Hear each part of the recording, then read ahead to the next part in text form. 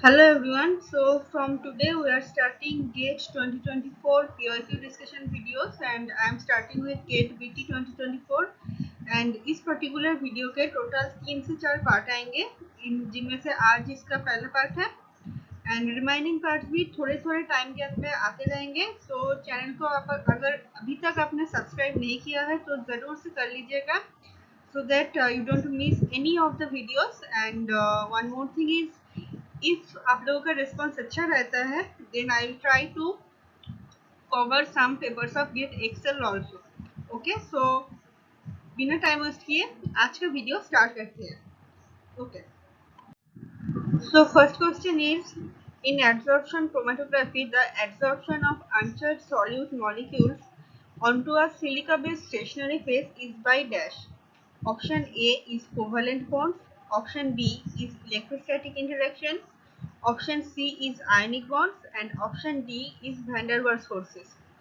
So देखिए students, जब भी हम एड्सॉर्प्शन क्रोमेटोग्राफी की बात करते हैं एंड उनमें से भी जब interaction between uncharted solutes and silica based stationary phase के बात करते हैं तो वहाँ पे mostly dipole dipole interactions involve होते हैं एंड उसके अलावा भी कुछ और वीक फोर्सेस रहते हैं जिनमें से मेजर है van der Waals forces. Therefore answer किया जाएगा हमारा option D, that is van der Waals forces. Next question पे चलते हैं. Now, which one of the following statement is correct in context of thermodynamics? So यहाँ पे आपको 4 स्टेटमेंट्स दिए गए हैं जिसमें से ओपन सिस्टम, क्लोज सिस्टम, इन सब के बारे में बात कर रखा है इन लोगों ने. सो एक्सप्लेन करने से पहले मैं सबसे पहले आपको कॉन्सेप्ट समझा देती हूँ. सो यहाँ पे इस डायग्राम पे आप देख सकते हो ओपन सिस्टम में there is a transfer of matter and heat, or you can say energy, with the system and the surroundings.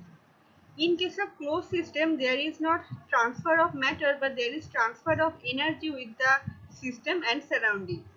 And in case of isolated system, there is neither transfer of heat, or you can say energy, nor there is transfer of matter. Okay.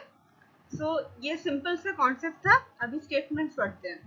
Option A में दिया है in a close system neither mass nor energy is transferred across the system boundary, जो कि गलत है.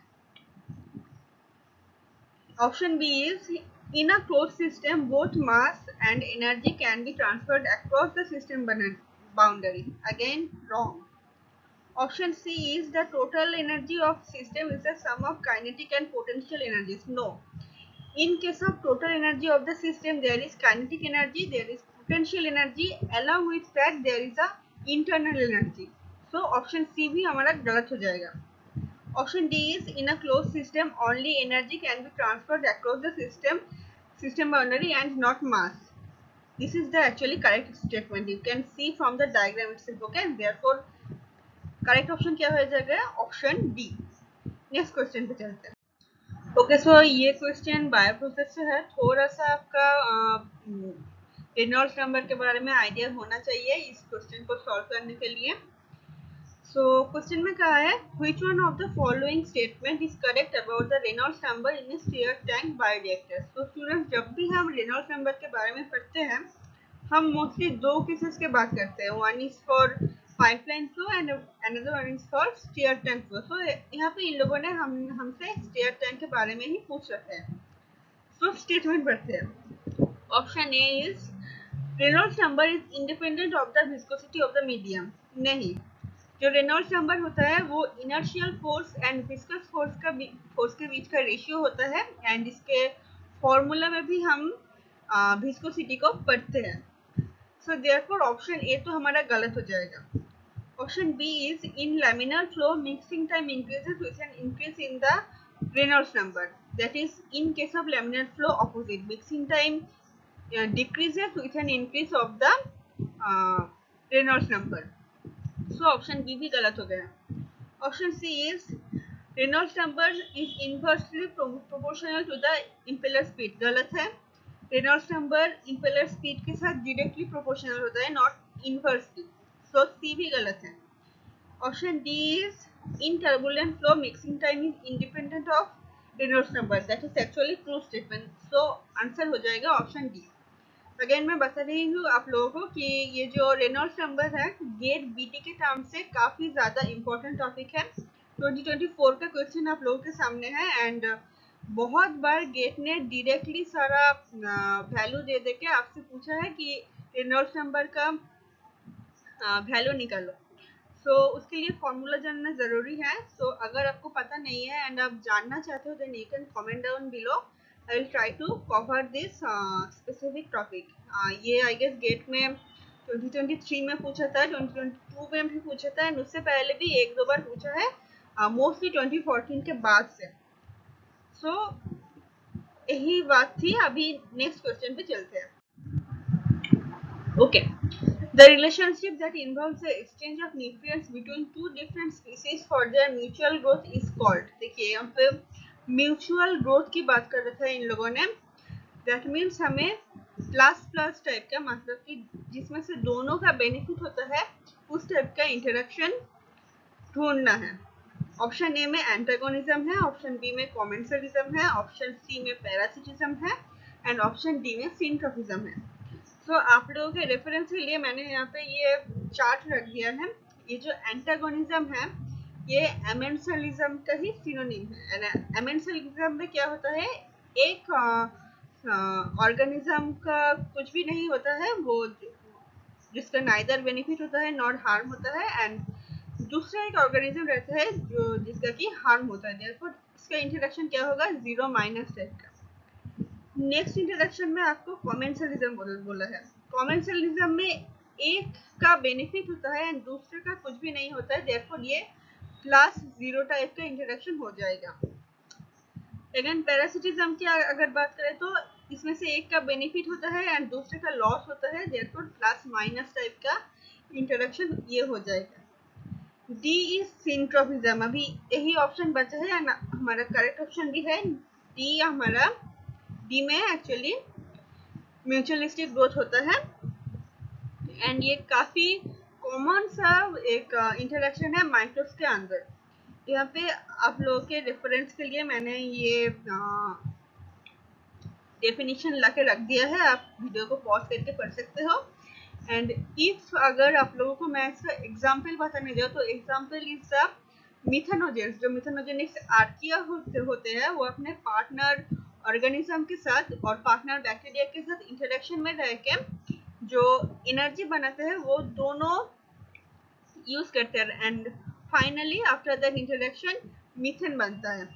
Okay, so let's move towards the next question. ये question बहुत ही ज्यादा इजी है। Mendel's law of segregation applies to the segregation of dash during gamete formation.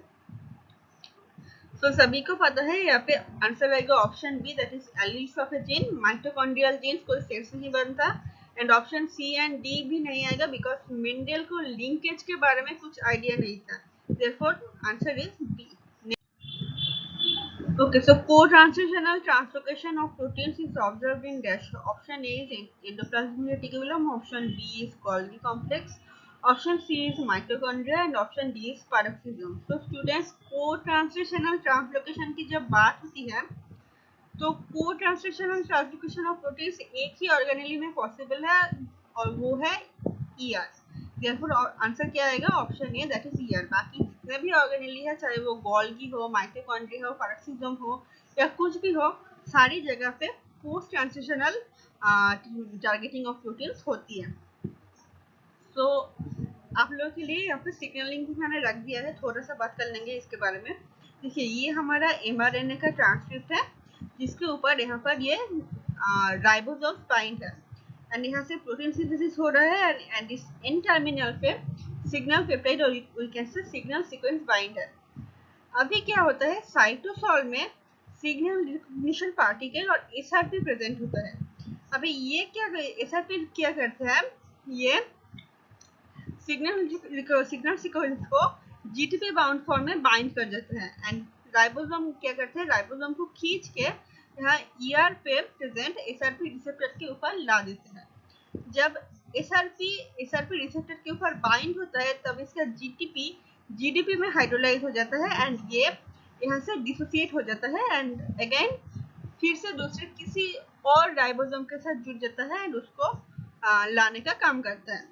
सो अभी क्या होगा, अभी ये जो SRP है, ये जो सिग्नल सीक्वेंस है, ये अपने रिसेप्टर के साथ यहाँ पे बाइंड है। एस की ये यहाँ पे बाइंड है तो पूरा प्रोटीन अंदर नहीं जा पाता, तो क्या होता है इसके बाद ट्रांसलोकेस एक रहता है जो खुल जाता है, 661 ट्रांसलोकेस कहते हैं हम उसको। अभी जो बाउंड जो सिग्नल सीक्वेंस रहता है उसको कट करने के लिए ER के लूमेन में सिग्नल पेप्टाइडेस प्रेजेंट है, जो क्या करता है, जो सिग्नल सीक्वेंस को यहाँ से क्लीव कर देगा एंड बाद में ये क्लीव सिग्नल सीक्वेंस डिग्रेड हो जाएगा। So as signal sequence degrade हो गया है, सो अभी प्रोटीन आराम से ER के लूमेन में आ जाता है एंड फोल्ड हो जाता है।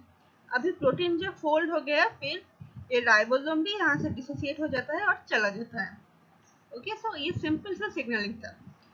Next, 2 marker ethanol breaks the dash covalent bond between light and heavy chains of a immunoglobulin molecule। बहुत ही इजी है, जब भी हम कोई भी रिड्यूसिंग एजेंट की बात करते हैं, चाहे वो 2 बीटा मार्कर इथेनॉल हो गया या DTT और द डाइथाइलशटल हो गया, तो वो मोस्टली डाइसल्फाइड बॉन्ड को ब्रेक करते हैं। देयरफॉर आंसर क्या आ जाएगा, ऑप्शन डी।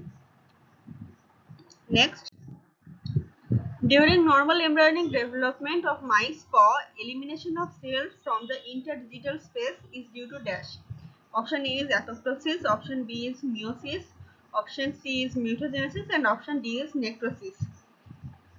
So देखिए, बहुत से ऑर्गेनिजम्स के इनिशियल स्टेजेस में, मोस्टली एम्ब्रायोनिक स्टेजेस, चाहे वो लाइक वो माइस पॉ हो या फिर ह्यूमन हो, कुछ भी हो, डिजिट्स ऐसे जॉइंट होते हैं और यू कैन से इंटरलिंक्ड होते हैं, तो इसको इस टाइप के डिजिट्स को कहते हैं इंटरडिजिटेड। ओके, अभी जैसे जैसे इसका आगे डेवलपमेंट होता जाता है, बीच का ये जो टिश्यूज है वो धीरे धीरे डिलीट होता जाता है और एंड ये कैसे होता है, दिस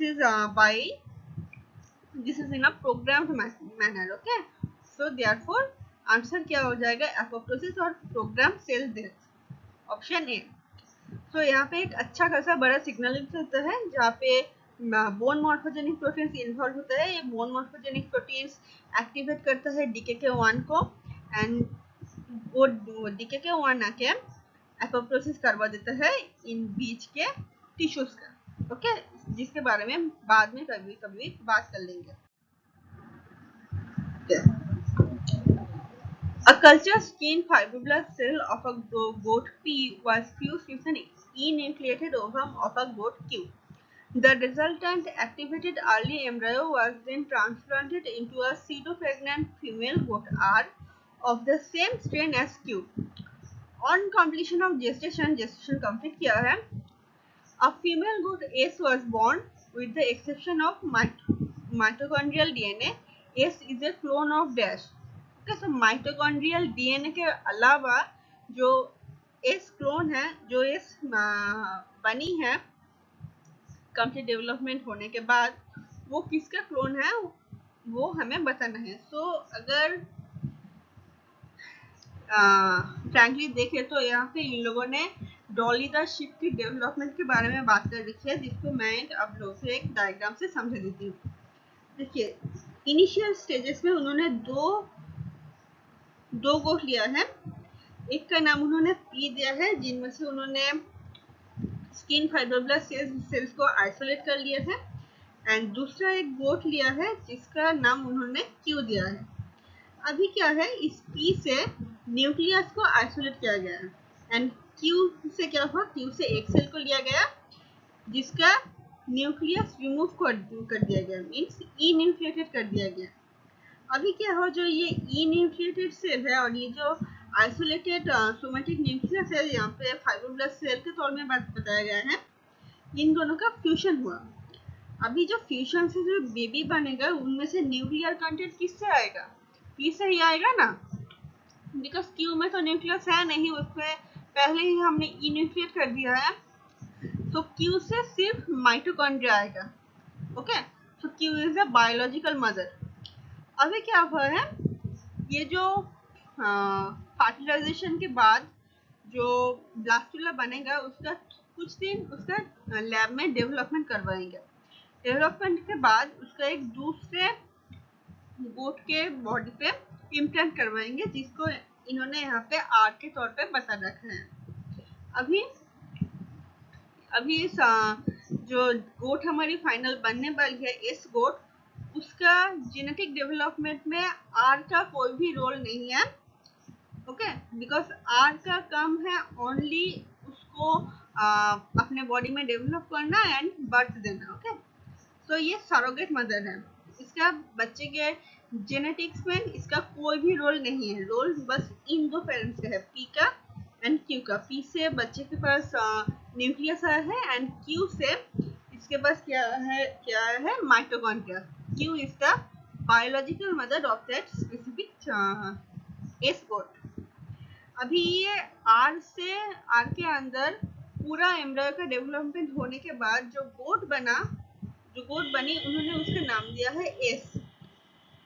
अभी क्वेश्चन में पूछा है जो एस गोट बनी है उसमें क्या है, with the exception of mitochondrial DNA. Mitochondrial DNA के अलावा एस किसका क्लोन है?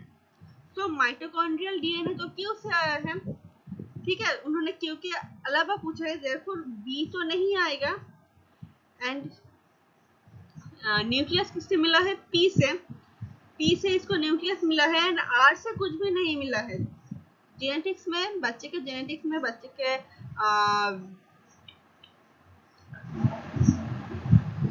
डेवलपमेंट है, इस आर का कोई भी रोल नहीं है। सो इसके अलावा किससे मिला होगा genetic material, that is P. So S किसका क्लोन होगा? पी का ही होगा ना। तो ऑप्शन क्या हो जाएगा? ऑप्शन आंसर आपका ए हो जाएगा। नेक्स्ट ये मेमोरी बेस्ड है, आपको याद ही रखना है।